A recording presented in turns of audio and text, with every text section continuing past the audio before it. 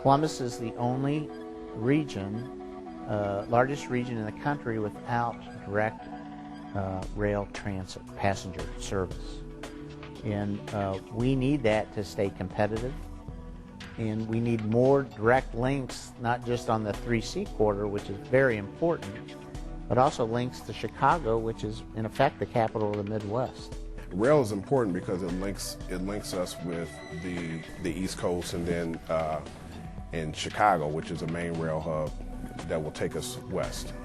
There's a lot of talk right now about the high speed or slow speed rails between the major cities in Ohio. That's something else that I think is going to happen. That's a nationwide phenomenon, that high-speed rails are going to be a part of the future. The question is who's going to pay for it, how is that going to be developed? That's a whole other set of issues. I think the hardest part about servicing a region like Central Ohio that has gone for over 3 decades with no form of rail transportation, the hardest part is deciding where to take that first step. A lot of the opposition you see either to streetcars or light rail or 3C is coming from people who say, you know, I like the idea of a streetcar, but I don't think it should be our first step. I think we should do light rail first, or vice versa. So I think once we get that first piece up and running, people will say, okay, that part's out of the way, let's figure out step 2, step 3, step 4. So I think definitely once we have, it looks like the 3C is going to be our first step. I think once we have that up and running, everyone's going to say, okay, it's up, we've experienced it, we've got it, let's look to the future. My thought is that's the biggest boondoggle ever. They're going to get this $400 million from the feds, upgrade the track a little bit, and then it's going to average 37 miles an hour to Cleveland. Okay, I got a family of 4, so I'll spend $80 each way to get to Cleveland, plus money to park here. That's $10, 160. That's $170 to go to Cleveland. If I want to go anywhere in Cleveland, I have to take a cab. And if I'm going to, say, a Browns game, the last train is at 3:30 to get back to Columbus. Or say I'm going to go to Cincinnati for a Reds game, go to an afternoon game. If it goes into extra innings, I got to leave because it's coming back. And, you know, same thing with the Bengals. Forget Bengals games because you'll have to leave before the game's over. It's not very well thought out. Just put a couple extra lanes on 71. We're fine. We're fine. Plus, you'd be able to drive there quicker than the train goes. I mean, you know, if it's not high speed, don't do it. That's my humble opinion. I think it's just going to provide options for connectivity. I don't think it's an all-in-one, you know, all-encompassing fit for everybody. I hear a lot of people say, you know, maybe the hours aren't going to work for me, or maybe maybe I'm trying to get to Canton, so it doesn't go by there. But in the end, I think it's going to benefit everyone, because if you can divert some of the traffic off the road, you will still have, you'll free up the highway for people who continue to drive.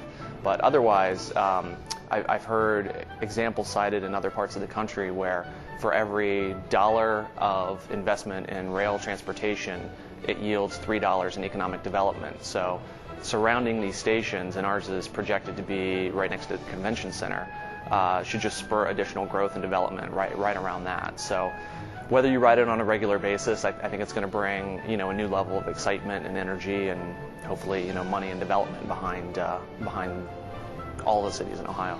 Passenger rail is not a silver bullet. It is not the ultimate and answer to all our problems in this state, but it is about multimodalism. It's about creating transportation options. Nearly 2 years ago, summer 2 years ago now, when gas prices went up $4 a gallon, we had families paying more in transportation costs than there were housing costs. That is unsustainable for any family. Close to 71% of their total income was coming in was on housing and transportation alone. That is not viable. That is not going to create the future of tomorrow.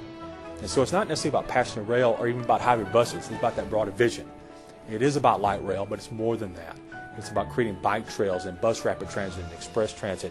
It's about tying and binding that stuff together and thinking about a transportation system, not as a highway, but as a system, and the investments that we need to make in that system for tomorrow. But that issue of high-speed rails dovetails into questions about jet travel. What we're not seeing, except in very experimental form, are alternatives to jet fuel.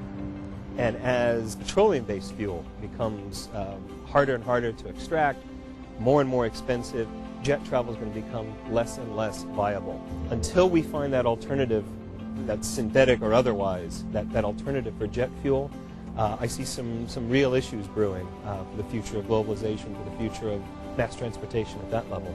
Are there alternative fuels being explored? There are, but they're still quite a ways away from being commercially available in large quantity. There are a number of things being tried, and I think they will be successful, I hope by 2015, but it will take a little while for that to be a commercially viable product.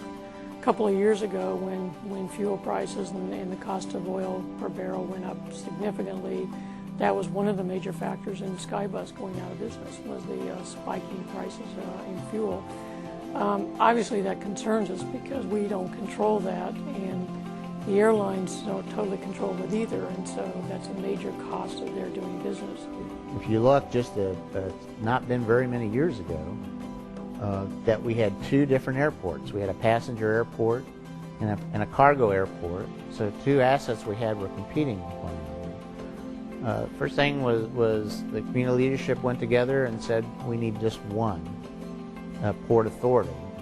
So that was merged, and the result of that has been very successful for both entities. We have an excellent top line administrator in Elaine Roberts, so we're seeing more progress every day. Our vision is to connect Central Ohio with the world. That's the purpose of the Columbus Regional Airport Authority.